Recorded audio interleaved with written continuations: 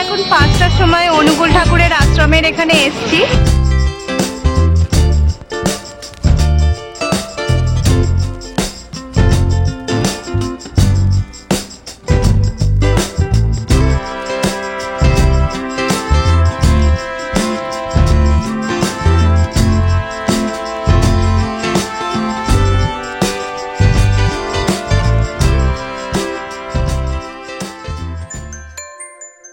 দেওঘর ট্যুরের ডে 1-এ আমরা সকালবেলা বৈদ্যনাথ ধাম দর্শন করে দুপুরবেলা খাওয়া দাওয়া করে রেস্ট নিয়ে এখন চলে এসেছি অনুকূল ঠাকুরের আশ্রমে। আমরা এখন 5টার সময় অনুকূল ঠাকুরের আশ্রমের এখানে এসেছি।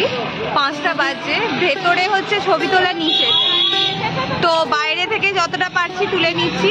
বিশাল এলাকা জুড়ে এই আশ্রমটি চারপাশে গাছগাছালিতে ভর্তি, তার সঙ্গে রয়েছে পাখির কলকাকুলি, যা আপনার অবশ্যই মন কাড়বে। যেহেতু উৎসবের সময় এখানে বিশাল লোক সমাগম হয়, তাই জন্য এখানের এলাকাটিও বিশাল বড় এবং রয়েছে অঢেল বসার জায়গা। অনুকূল ঠাকুরের আশ্রমে ফ্রিতে অথবা খুব নমিনাল অ্যামাউন্ট পে করে থাকতে চাইলে আপনাদের এখানে আসার আগে অবশ্যই অনলাইনে এখানে বুকিং করে নিতে হবে। আর বুকিং করার জন্য আপনার আধার কার্ড, মোবাইল নাম্বারের সাথে আপনার কাছে অবশ্যই করে থাকতে হবে অর্ঘ্য প্রশস্তি, অর্থাৎ মাসিক 40 টাকা করে যে বেতন দেওয়ার ব্যবস্থা আছে অনুকূল ঠাকুরের ভক্তদের, সেই কাগজটি। এই অর্ঘ্য প্রশস্তির কাগজ ছাড়া কিন্তু এখানে আপনি রাতে থাকতে পারবেন না। এখানে রয়েছে বইয়ের দোকান, যেখান থেকে আপনি চাইলে বই সংগ্রহ করতে পারেন। এছাড়া যদি এখানে আপনারা নাও থেকে থাকেন, আমাদের মতো অবশ্যই একবার ঘুরে আসতে পারেন। দেওঘরের এই এলাকায় টোটো, অটো এবং তার সঙ্গে ট্রেকার গাড়ি অ্যাভেলেবেল। আপনারা যতজন যাচ্ছেন সেই অনুযায়ী আপনারা আপনাদের যানবাহন সিলেক্ট করে নেবেন। আমরা যেমন অনেকজন ছিলাম, কিন্তু আমরা টোটোটাই প্রেফার করেছিলাম। আমরা ছিলাম বেলাবাগানের একটি আশ্রমে, আর এই বেলাবাগান থেকে অনুকূল ঠাকুরের আশ্রম পর্যন্ত আমাদের টোটো ভাড়া নিয়েছিল জনপ্রতি 20 টাকা করে। আমি যেহেতু পাখি খুব ভালোবাসি, তাই জন্য এই জায়গাটি আমার বেশ ভালো লেগেছে।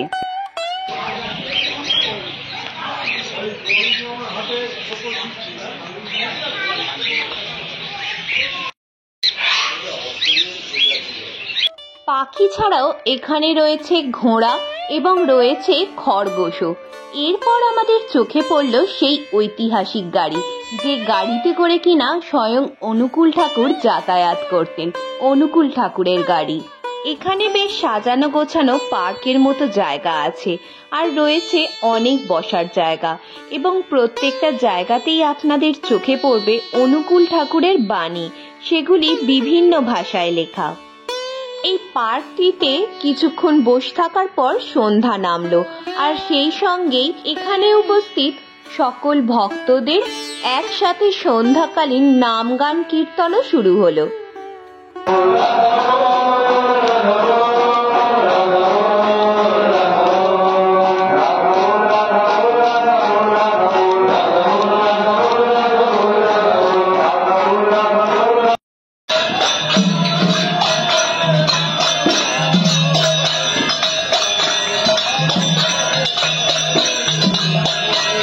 এরপর আমরা এখান থেকে বেরিয়ে চলে গেলাম রামকৃষ্ণ মিশনে।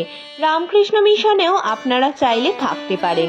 এখানে থাকার জন্য আপনাদের 3 মাস আগে থেকে বুক করতে হবে। থাকা ও খাওয়া নিয়ে আপনাদের জনপ্রতি পড়বে 500 টাকা করে। এই আশ্রমে থাকলে আপনারা এখানকার অনুশাসন কিছুটা অনুভব করতে পারবেন। রামকৃষ্ণ মিশনের খুব কাছেই রয়েছে সারদামণি গেস্ট হাউস। এখানের খরচও প্রায় এখানকার সমতুল্য, চাইলে আপনারা সেখানেও থাকতে পারেন। এখান থেকে ফিরে সন্ধেবেলা একটু চা খেয়ে আমরা চলে এলাম আবার আমাদের আশ্রমে। আমরা আছি রামকৃষ্ণ বিবেকানন্দ আশ্রমে। এই আশ্রমের ডিটেল ভিডিও নিয়ে আসছি পরের পার্টে। তাই এই পরের ভিডিওটা অবশ্যই মিস করবেন না। আর পরের ভিডিওর নোটিফিকেশন পেতে আজই চ্যানেলটিকে সাবস্ক্রাইব করে বেল আইকনটি প্রেস করে রাখুন। আর আজকের ভিডিও ভালো লাগলে লাইক শেয়ার কমেন্ট করতে ভুলবেন না। তো আজ এইটুকুই। জয় গুরু।